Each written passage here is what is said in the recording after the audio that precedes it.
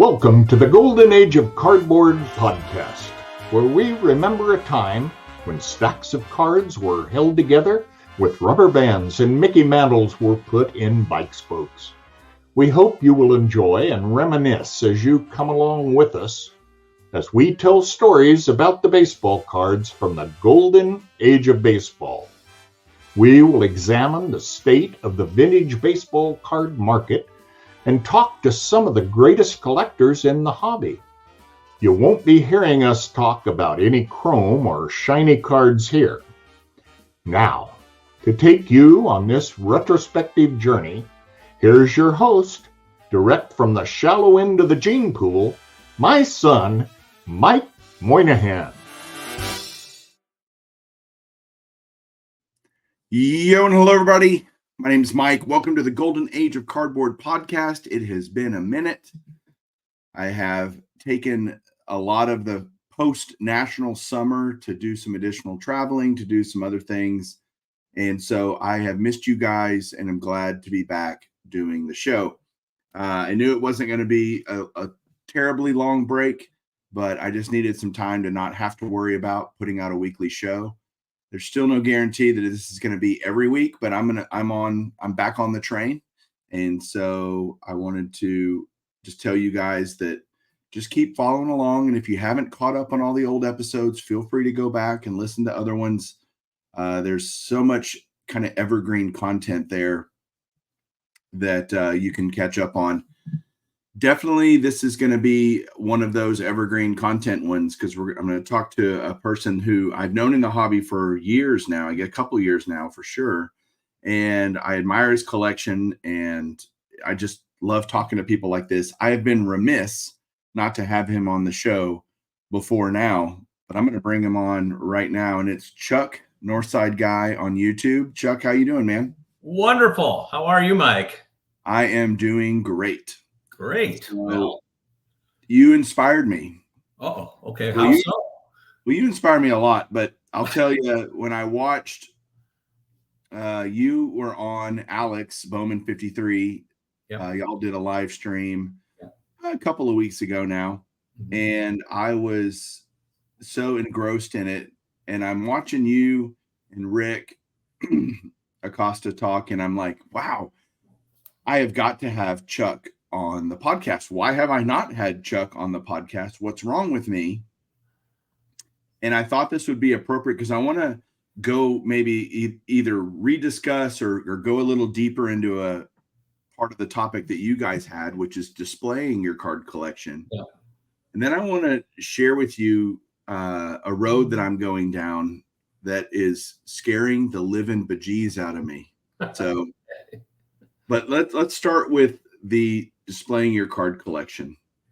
Yep. I think there are a lot of collectors that struggle with space, and I've talked about it kind of ancillary before about displaying cards. I would love to display cards in my card room in a more, or just even more than I already do. But space is a limiting factor. You have a great way that you do it. I love that you have the display cases. Kind of tell everybody what you do and how you do it. Yes. Well, first of all, quite an honor to be on the show. And your channel was one of the first that I discovered on YouTube when I got back into the hobby 6 years ago. And here I am. So I think I've made it. So I better perform now. All right. So I got back in the hobby in 2018 after a 33-year absence. And I was given the boxes of my boyhood cards. My mom never threw away those cards, and she was moving out of the boyhood home, and she said, do something with this. And so I started looking at it, and within a snap, I was right back to that moment that I left the hobby, all the joy. I had recently sold a business, and I was cashed up, and I thought, let me see what this hobby's all about. So I became a degenerate, and I started buying everything that moved. I started with the 1933 Gaudi. I found Alex Bowman 53 and just fell in love with the 53 Bowman color. And mind you, when I got back in the hobby, I didn't know anything about this thing called graded cards. So I had to discover that. And I found that graded cards is what I wanted for all the obvious reasons. So it wasn't enough for me to collect the 33 Gaudi or the 53 Bowman color. I had to buy everything in the stores, the Topps Chrome, the Bowman Chrome, and I just felt, and I didn't know anything. And I don't know if you can see over my shoulder, well, the white door right there is a narrow closet, about 2.5 feet across. And I decided that I can't outgrow that storage space. I just can't. I would love to have a beast, but I just don't have the space. So I had to start making some decisions and curate my collection and say, what parts of my collection really spark that joy? And vintage never gets old. And I define vintage as everybody has their own definition. I think the standard at this point might be 1980, but for me, vintage is right after World War II, let's say the 50s, maybe early 60s, and then the whole pre-war. And about a year ago, I decided, I need to thin out the collection. So the modern, I began selling off a lot of it. And I decided I'm going to really just focus on these vintage collections. And boy, I just can't collect every set. What about, what is it where I derive joy? So I'm sitting here in my home office, and right over the computer is a single display case that holds 27 graded cards. And I switch out about every month and a half, the cards I put in that display. And I slice and dice them in different ways, favorite cards from the 70s, So a few weeks ago, I got the itch again and started down a path with the 1950 Bowman baseball. I just love this classic set. Who doesn't? I've been keeping my eye on the Jackie Robinson in that set. Haven't seen one that I want yet. And I just couldn't hold back anymore. And I think every collector knows what I'm talking about. I had money, dry powder ready to roll. And so then I just went crazy. I decided I'm going to fill a display case with 1950 Bowman baseball. And I bought about 20 of these cards like within a week. I just went crazy. And I started putting them in the display case. And it occurred to me that, wait a second, where am I going with this? Do I need to grow a whole set? I mean, there's 250 cards here. Or can I get a sense and a feel for, say, 27 cards and have almost like a mini set so that I can have the full appreciation of looking at cards of a classic set without having to buy the whole set? Because, you start buying the whole sets of some of these vintage collections, it gets really expensive. And so I decided, let's do these mini displays and see if I can derive satisfaction from just maybe having more sets, more examples that I can enjoy, because we all are in this hobby. And if you love vintage, you love vintage. And so anyway, that's what I decided to post about a month ago now on my website. And I go through these early picks, and I'm still buying some. I'm going to get some tonight later on after this show.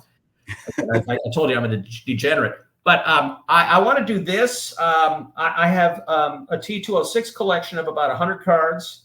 I have about 8 cards left in the 33 Gaudi. I have 1 card left in the 53 Bowman color. And I love this 50 Bowman set, and I love the 54 Topps set. And guess what? I can go and Crackerjack and 1960 Topps. So I think everybody who's probably listening to this podcast knows exactly what I mean. You got to have some control, but by golly, I have these bursts of just activity here. And so it's really about savoring your collection. And it's one thing to pursue and acquire, that scratches an itch. But I'm talking here that, can I savor? Can I curate something smaller so that I don't outgrow my storage? So those are some of the principles. There's nothing hard and fast here. It's just something that creates a sense of delight and joy for me. Is I can look up over the computer and I can see my 50 Bowman, and they look glorious to me. All right. So much to unpack there. All right. There you go. I want to start with your mom, who didn't throw out your cards from your childhood home. What were those cards? Like when she gave you this box or boxes or whatever, what was in that primarily? Yeah. So I got my first baseball card, a pack of cards. I remember it distinctly. My sister, younger sister, and I were at Ben Franklin, which was a retail kind of store in the southern suburbs. I'm North Side guy now, but the southern suburbs of Chicago. And here's some baseball cards. And I still have that 74 Topps pack. And they're beaten up and loved. But so that turned me on to baseball cards. So I really collected from 1985 to say 1985. 75 to 85. Pardon me. So 10-year period, that's boyhood. So I'm 55. So 75, I was 6, 7 years old, all the way through to, that mid-teen range. And I'm not sure why. I kind of missed the whole junk wax era, or maybe that 85 is the beginning of it. But anyway, love those early 80s set, love the 70s set. And what I did is I loved Baseball Digest when I was a kid. Still do. Me too. Yeah, I love it. And they used to have these ads where you could buy a whole set. And I just thought that was the greatest thing ever. And there was a dealer out of New York named Renata Galasso. And she was a big dealer at the time, and she curated these full sets. And so I saved my money, and I got a 1977 full set. And I was in hog heaven. I think it cost $7.99. And I had saved my pennies and all that. So I had every set from 77 through 85. I also had collected basketball and football, more packs. And so when we talk about the set that my mom handed to me, I had boxes that were organized, 1 to 792 very neatly of each individual set. I had manhandled or child handled those sets, though. So it wasn't just that I got the set and put it in a closet. I was, studying the backs of cards, putting them in different piles, organizing them in different ways. And so they're well loved. I still have those in right over there, and I won't ever get rid of them. So yeah, she never got rid of them, and she never got rid of anything for that matter. And so I'm glad that she didn't throw that away. That is okay. Awesome. And it's, I love that you're saying, okay, I've got this closet, and my rule in my house is if it can't fit in this room, I don't, like Julie's like, no, if it can't fit in the room, I'm sorry. Right. And so I've actually broken the rule a few times, but I'm still married, so that's good. Yeah. And but we are all constrained. I love the focus of saying, okay, I can get a sampling of each of these glorious sets from that golden age of baseball, right? Yeah. I've done almost the exact same thing, except I'm Hall of Famers only, right? So, and even there are some even cool cards outside of Hall of Famers that I own that I just like, Yeah.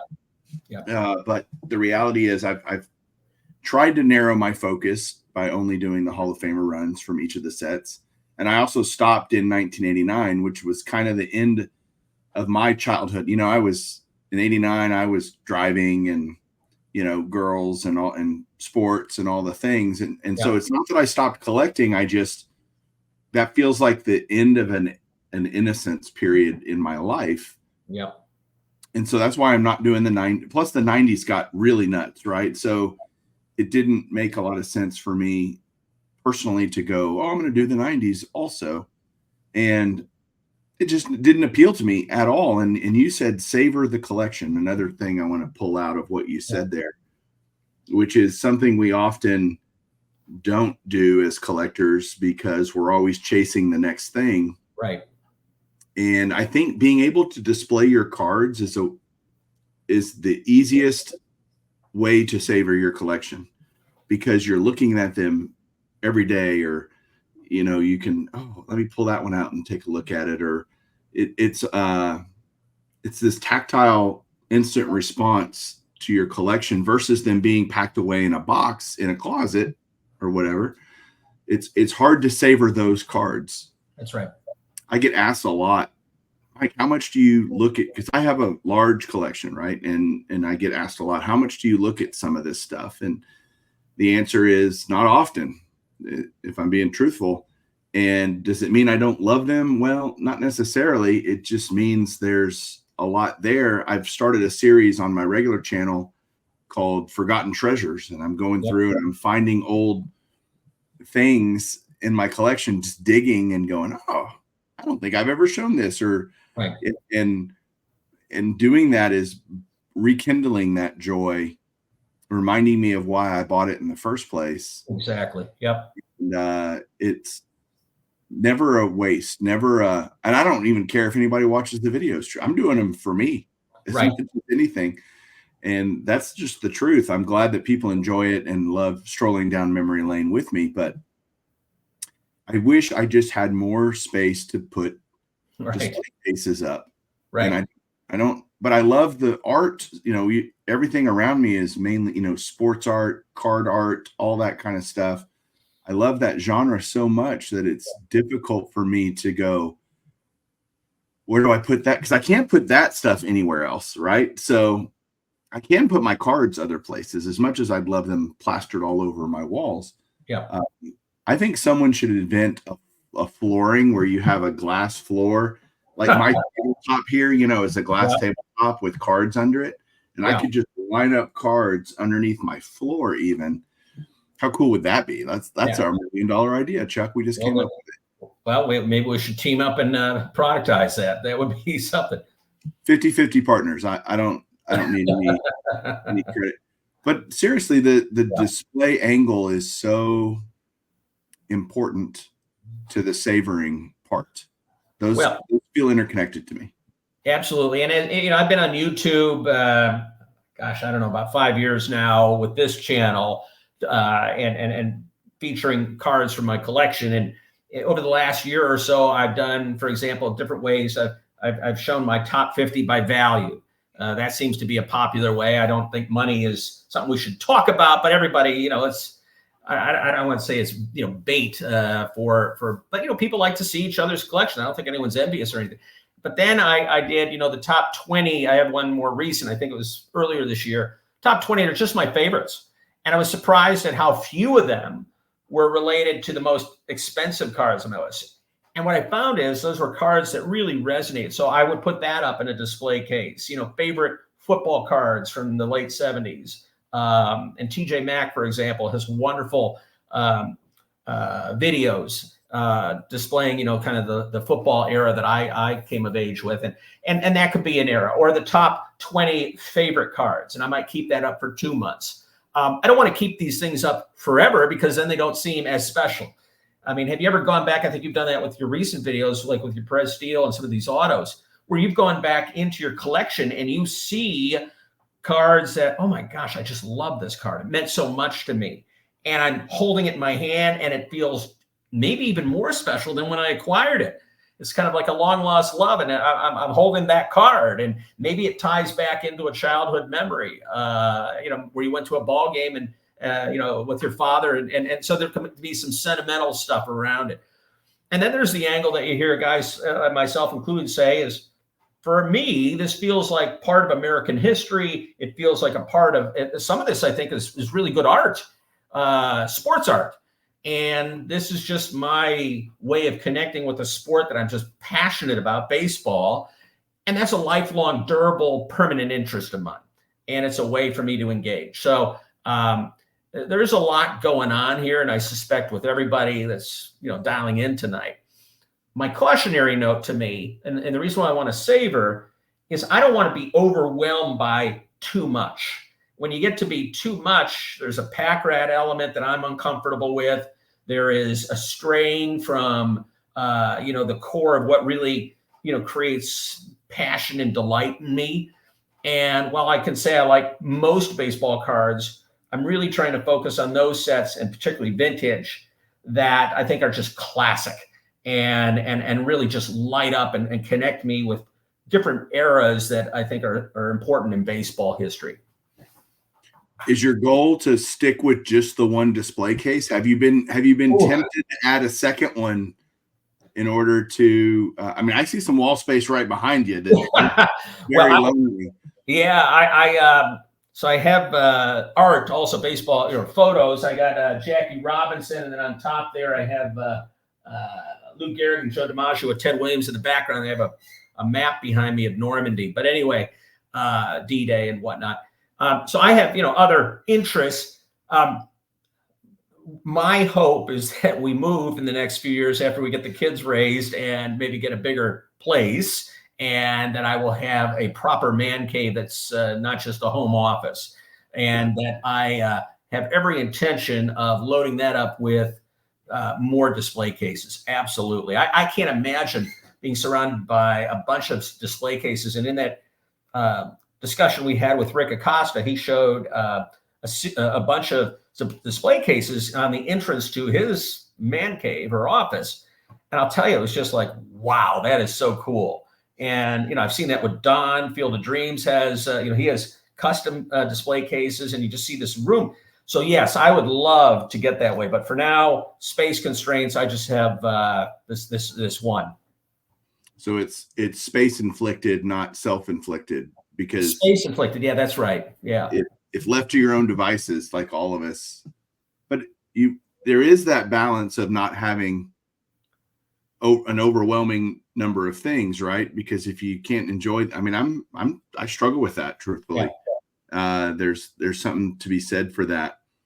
I want to bring up a topic that we didn't talk about pre-show, but we've talked about privately before. Sure. When you came in 2018, back into the hobby, rediscovered this amazing hobby thanks to your mom giving you your old cards, and you're like, holy crap, there's a lot out there between graded cards and new stuff and the old stuff. How would you characterize or maybe even a timeline of your evolution as a collector and how you landed where you are today? And is that a process that's still ongoing? Absolutely. Go. I'm just going to let that simmer there and you go. Yeah, absolutely. So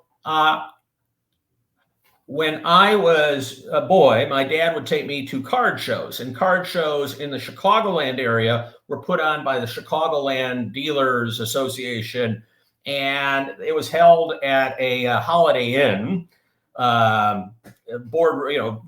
room about 3 or 4 times a year, and that was like an event. I would save my dollars and pennies from my chores, and my dad would go. So my dad would collect 55 Bowman. That was his thing. And so, I had no interest in that vintage. That was sort of dad's cards. I didn't know anything about, condition. I mean, you would know it when you see it. Some had a wrinkle and you didn't want that. And I was more into corners then. So when I got back in the hobby, I came across this album that I had carefully put together at the 1975 Topps. And I just love that set. That's my entry into the hobby overall. So but I also at these shows, I had picked up stray cards, and I had picked up a 1933 Gaudy. Why, I don't know. I thought it was cool. It was a Ray Bengi, who knows what he is, but it's a Ray Bengi. And I thought, man, I just held this card. 'Cause remember, I didn't have any graded cards. I was holding it, thick cardboard. It just felt good in the hand. And I thought, I want more of these cards. This is just a really cool set. And I had never been on eBay before. I had my younger boys teach me how to use eBay. I had to set up an account to buy and sell. And I couldn't do PWCC auctions at the time because, I didn't have an eBay profile with enough rankings yet. I didn't pass that vetting. I didn't know anything about Heritage or REA. And I was watching you and Alex Bowman 53 and Blue Jacket 66 and Joey Brings It, if you remember him, and all these guys, those back pages, and learning. And what I was learning was different pockets. So I was, as I said, I'm a degenerate set collector. So I just started buying 1933 Gaudy. I bought from dealers. Dealers would say, I was trying to collect the set in a PSA 5 or greater, so excellent or greater condition. And what I found is dealers were pushing product on me that I would then subsequently send to PSA for grading, and it would come back 3 or 4. Well, that didn't fit what I wanted. And so I didn't trust other people's rankings. So I quickly moved in the direction I wanted graded cards. PSA was what I quickly became accustomed to. So I have a PSA collection. I have one SGC card. So I really focused in that first year and a half building out the 33 Gaudy. Well, along that pathway, in addition to, the dealers kind of, pushing product on me, I also, when I went to the big boy card, I bought a Garrick, PSA 5 online. and I got it, and it just didn't look right. Well, sure enough, it was a fraud. And eBay did the right thing and made me whole. And that guy kept tracking me down, trying to sucker me into buying other stuff. And it was too good to be true. It was a PSA 5 in 2019 of Gehrig for $3,500. I think they go for about 10 to 12 right now in that grade. And what I discovered in being swindled there is that there are certain cards in the hobby that have been intentionally counterfeited. And I'm not talking just the trimming. Then I did a video that got some traction about 5 years ago where PWCC was selling cards that had been trimmed and otherwise altered, but passing them on. And I got a call from the FBI saying, we'd like to speak with you. You have been the victim of purchasing these fraudulent and altered cards. Boy, that really, really spooked me because I was spending a lot of money on these cards. And so anyway, I did a couple of videos on that and updated the community on that. I kept up with the FBI throughout that investigation. And I remember that. I totally remember you being a part of that. Yeah. And so I think what I'm saying is I really wanted to be part of it, but my trust was being challenged along the way. And, if you're going to be in collecting, I really think it's so important to be part of a community like this where you're connected to knowledge and you can walk in the steps and hear the lessons of others who have learned every lesson. I mean, I've made every mistake. I paid too much at auction. I've bought too much of this or that has no, durable value. I've been swindled, on eBay. So you have to learn how to do these things. And so I think knowledge is important to sustain your trust, to stay in the hobby. I can tell you my passion for this hobby is greater than ever. I love it. Where I am now, to answer the second part of your question that got me going on this soliloquy here, is I want to focus on big name players. So my hope is to begin collecting. I have quite a few Jackie Robinsons. I'd like to do a version of a Mickey Mantle run, not all his cards, but I've picked up about 8. There's about 8 I want in a certain grade. I'd like to see how far I can get with the Gaudy. I just had the 4 Ruths, the Lajoie, and the 2 Gehrigs. My dream card is one of your dream cards. It's the 34 Gehrig. I'd like to get that in a nice grade. So I have cards that I aspire to. I'd like to see how far I could get with the T206. I'd like to build a mini collection of Cracker Jacks. So I have a lot to keep me, focused on this hobby. And then, like I said, out of nowhere comes things like this 1950 Bowman baseball. So you just can't, just when you think you have a good, tight discipline, bam, there's something out, And in terms of modern cards, I like to stay connected to the game with like Aaron Judge and Juan Soto and some other favorites.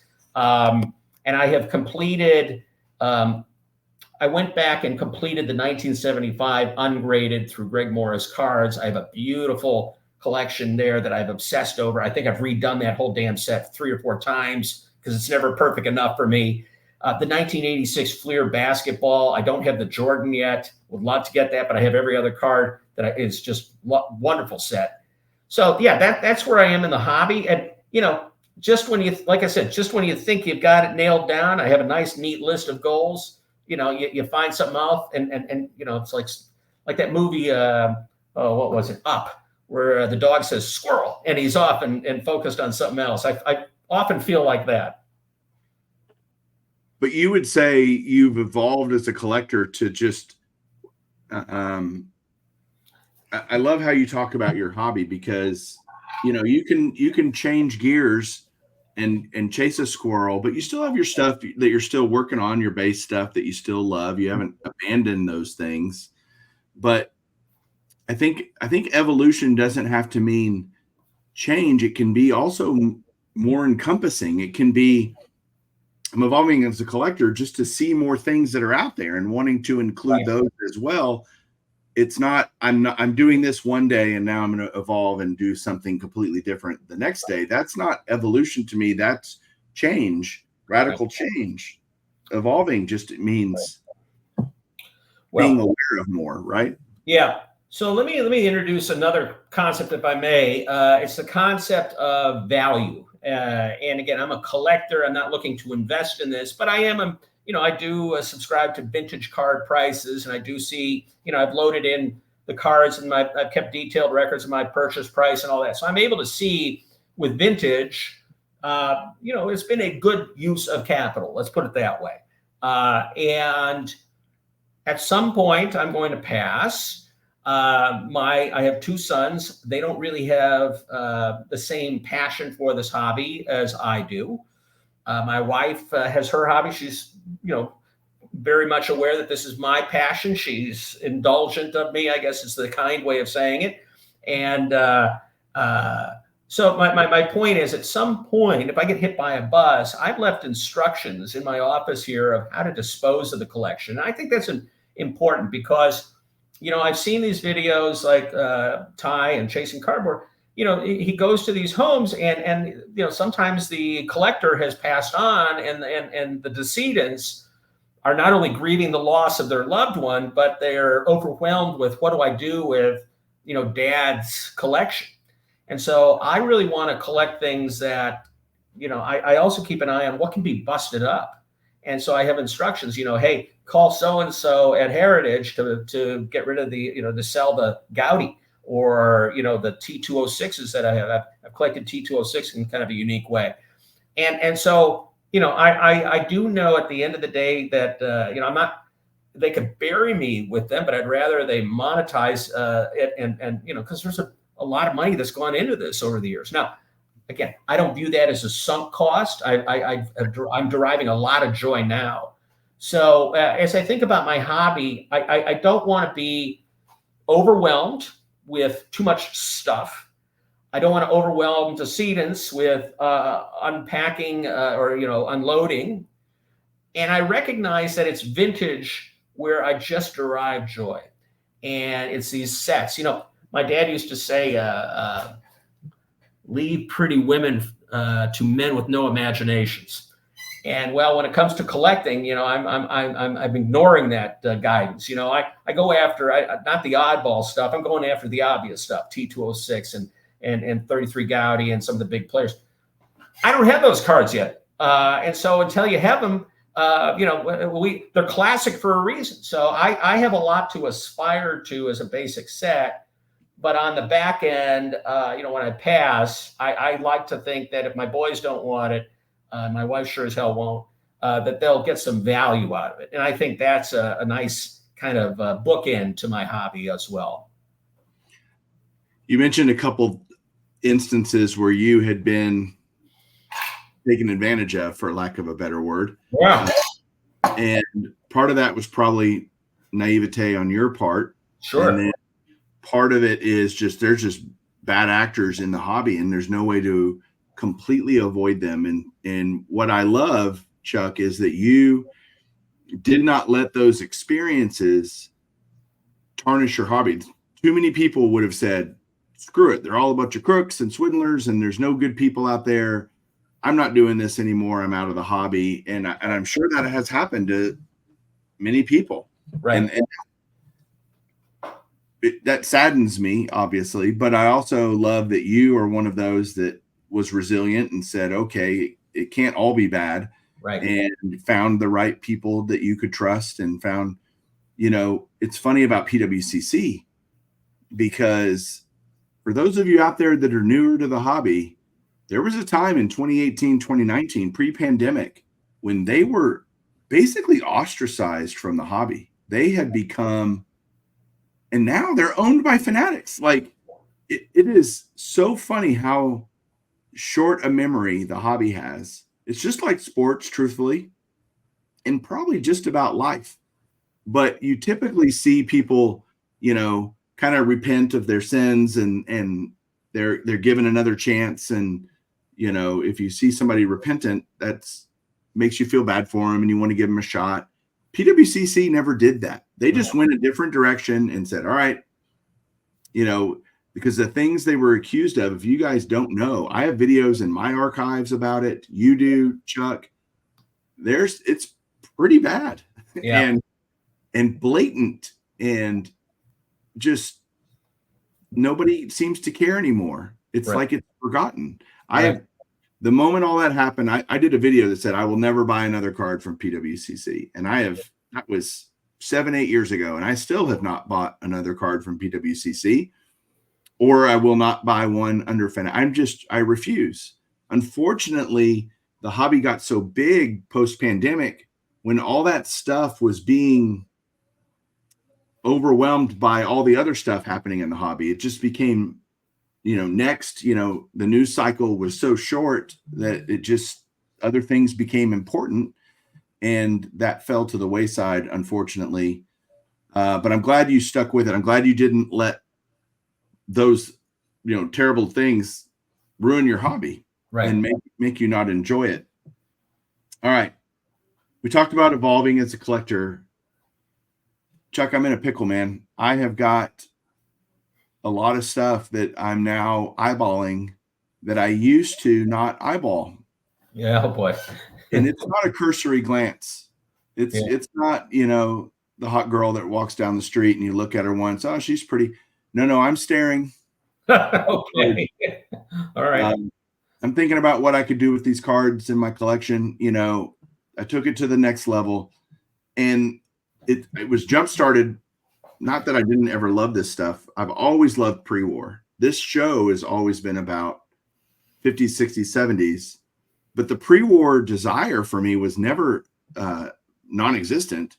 Yeah. It was simply a question of how much more can I do? How much more, I have all these awesome cards that I want to get in this certain era. Pre-war, I would dabble and buy a card here or there and a Gehrig here or there, or whatever. And then I wanted the DeLong, and I kind of voiced that. The DeLong Gehrig 1933 was kind of I hate the word grail card. It was a just card that was kind of at the top of my list, right? Yeah. And it had opportunities to buy them and passed. And then earlier this year, when I had the chance to acquire the Grail collection, suddenly I have a 33 DeLong Gehrig, and all 4 33 Gaudy Ruths, and 30 or 33 Gaudy Ruths, both 34 Gaudy Gehrigs, both I had this instant. I had the entire Gaudy set, 33 and 34. I had batter ups and all these amazing things, and more a T206 red Cobb, stuff that I never thought. It propelled my collection a decade plus. Yeah. In terms of how long it would have taken me to acquire those cards if I did it naturally, organically over time. Yeah. And so I've been now thrust into this pre-war amazing world that I knew existed and loved them and all of that. But I just went, nope, Mike, look away from the light. I know it's really pretty. Yeah. But don't do it, because I thought about the amazing amount of, even for low grade stuff, you're going to spend a lot of money overall. Yeah. Well, let me ask you this. Sorry to interrupt you, Mike, but let me ask you this. I have found that there are cards that you will always hold certain cards and never regret your purchase price. You might have spent 10%, 20% over on a particular auction, but in a few years, the appreciation catches up. So that's not an issue. But yet every time you pull that DeLong Gehrig out or one of these Grail cards, you will never not just love it. And so there's something very special about it. And I encourage everybody here to identify what that is. And for you, it's evolved. For me, it's evolving. But I would suggest to everybody that vintage is going to be very durable. It's proven. These are players that aren't going to have personal lives or injuries that are going to blow up the value of your modern cards. Like I have a wonderful Wander Franco and collection. Well, and Luis Robert. I mean, it's worth zero. So et cetera, et cetera. So I think even though you got the mother load with the Grail collection, you're holding a lot of cards that I bet in 20 years time you're going to hold with the same joy, and they're going to be centerpieces of whatever collection you have then. Yeah, no question. Your point about, I always say, today's high prices are tomorrow's discounts. Yeah. And to that point of, I'll never regret overpaying by a little bit to have a great quality card, because it's going to be fine. And even if you and I both, I think you feel this way. I'll tell you how I feel. If 10 years from now I get hit by a turnip truck and my cards are worth the same exact amount of money or even slightly less, I'm not upset. I got to enjoy them. That was their purpose. Right. And so their purpose was for my enjoyment. Right. And mission accomplished is what I would say then. Well, do we want our cards to have terminal value for our family? Of course. Do we want to make it easy? I have the same document for my wife that you have on. It says, if Mike dies, and here's the list of things you need to do. Right. Here's who you call. And I trust I've talked to all these people that are going to help Julie liquidate the collection. And anyway, I'm going to enjoy all of it. I look at the 33 Gaudi that I kept. I wish I could have kept all 4. I really, looking back on it, I probably would have kept probably 1 or 2 more of them. Mm-hmm. Because I'll never get them again in that grade.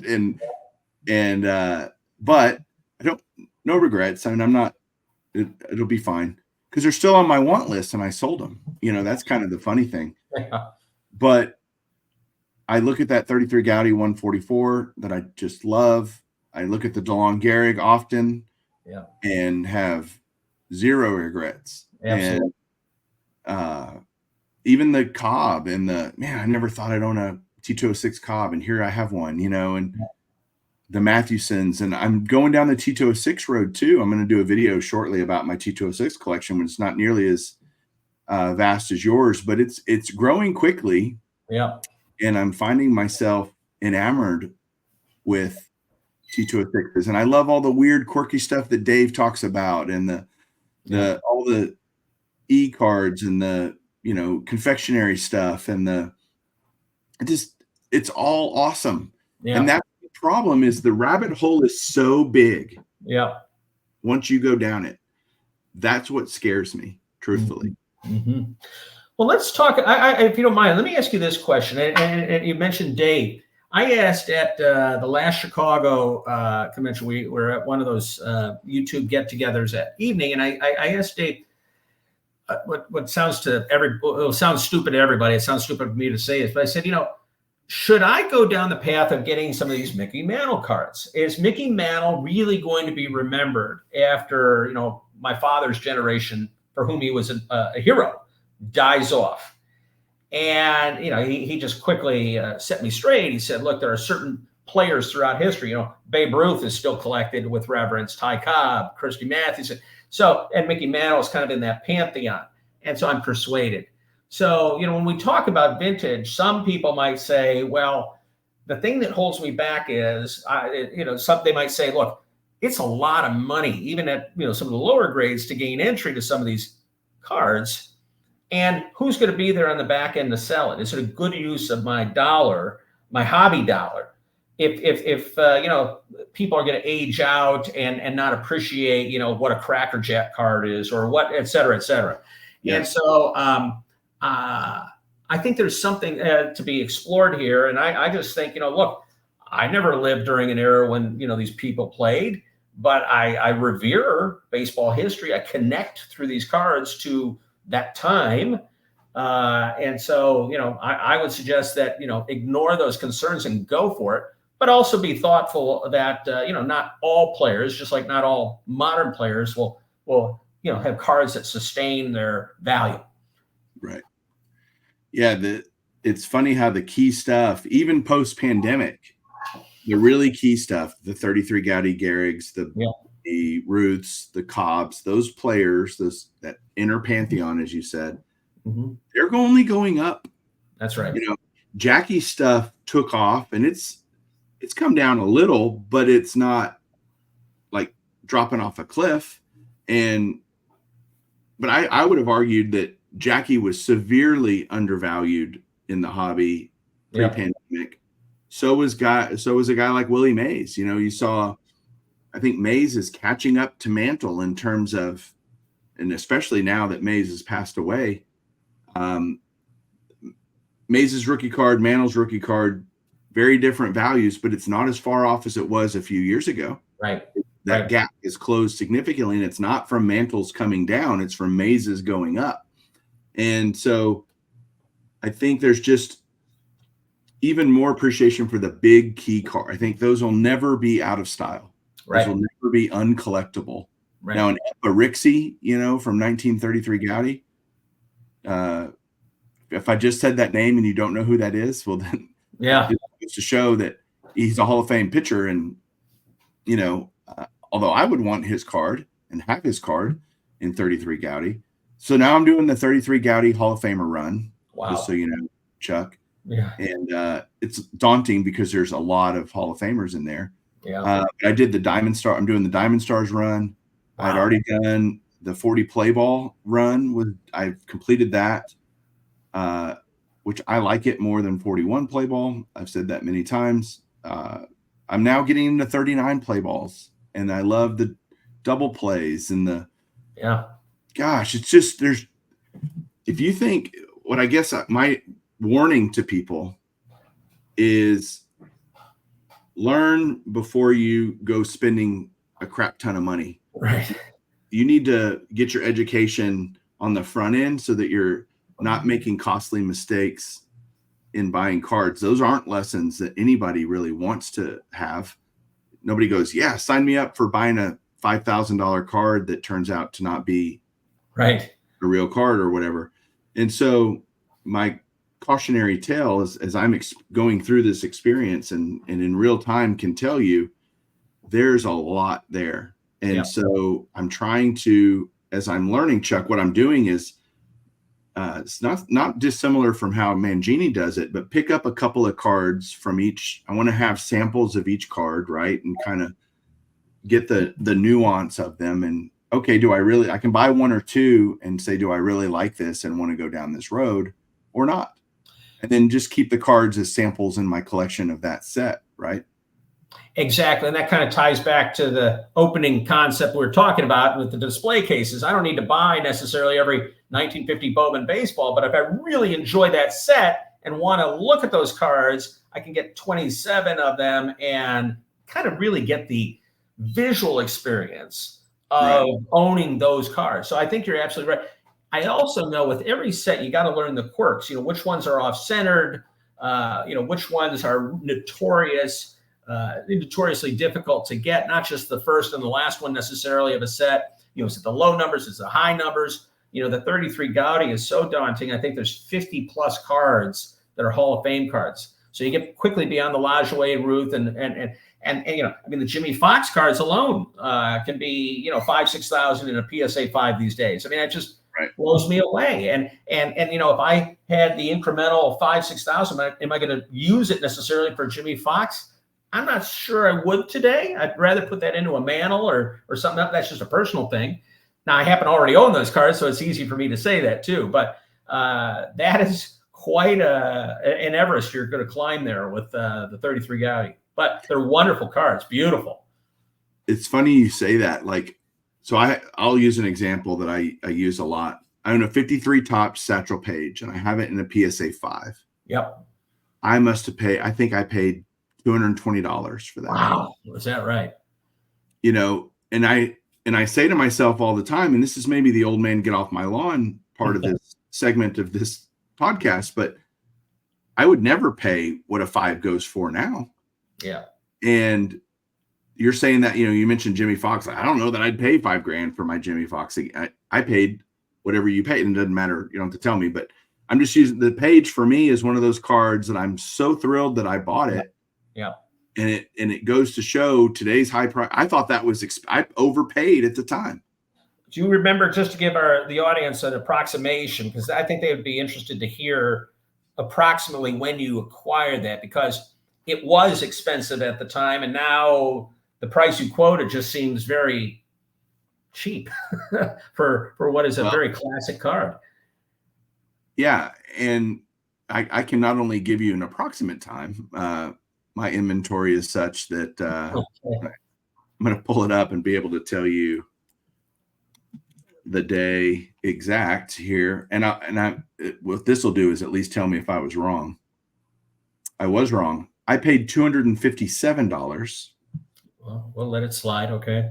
Yeah, sorry. I said 220, 257. I bought it on March 30th, 2015. So Yeah.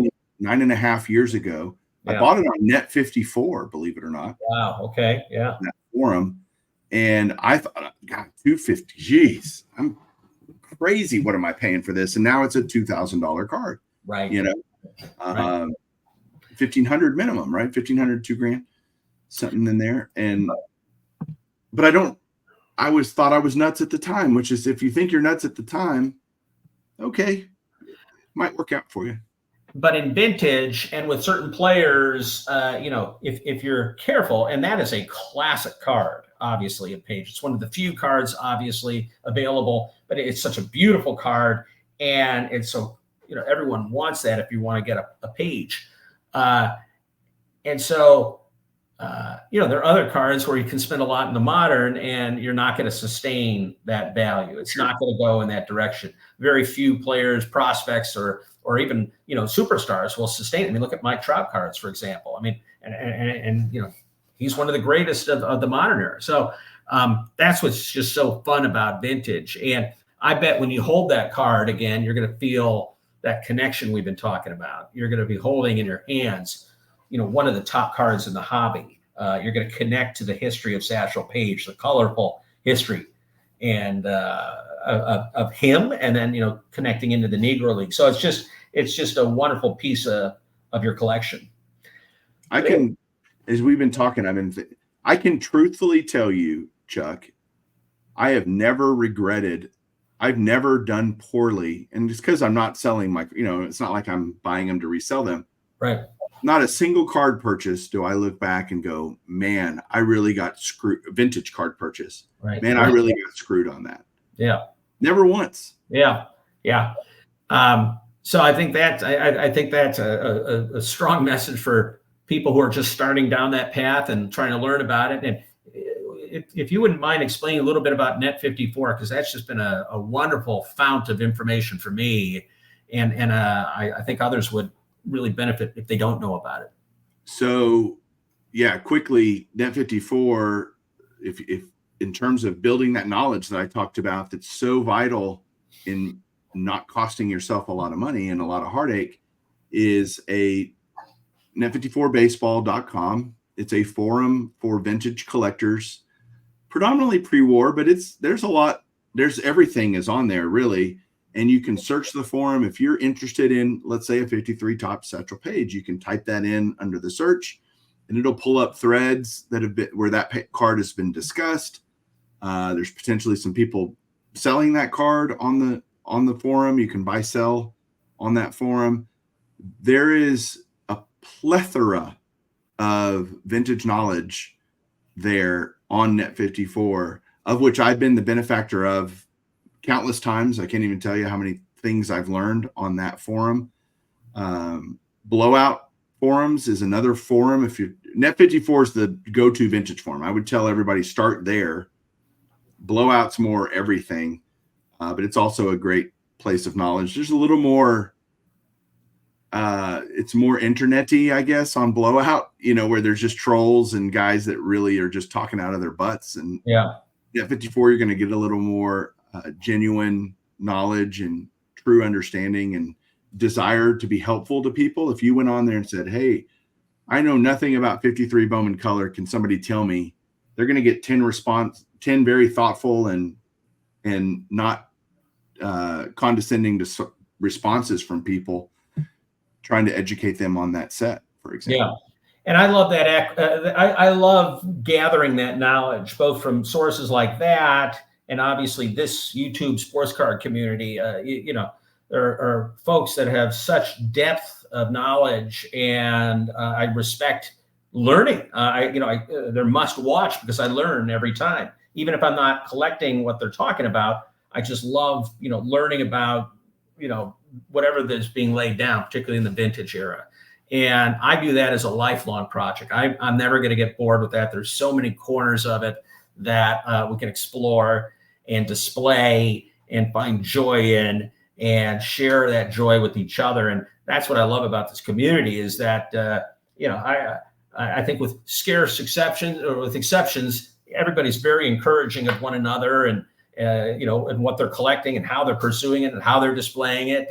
And I just think it's fascinating to see all the variations. But what's common is we're all collecting in this hobby that is just flourishing beyond imagination. I mean, even in the 6 odd years that I've gotten back, to see the National this year, how many people, to see this Fanatics Fest. And I think Fanatics is just getting started, and seeing the younger collectors. And so I love that energy that this hobby has. And I think there'll be a lot of ongoing cultivation of newer collectors into this vintage era. And so I think we're going to see the excitement of new people coming on and learning about it. And maybe we'll learn some other stuff from them as they, do it. So I'm very, very bullish on the hobby, very bullish on vintage. Me too. Yeah. Absolutely great way to end it. I think, Chuck, sorry it took me so long to get you on the show. This has been a pleasure talking with you and gleaning information from you. You're so right about the community.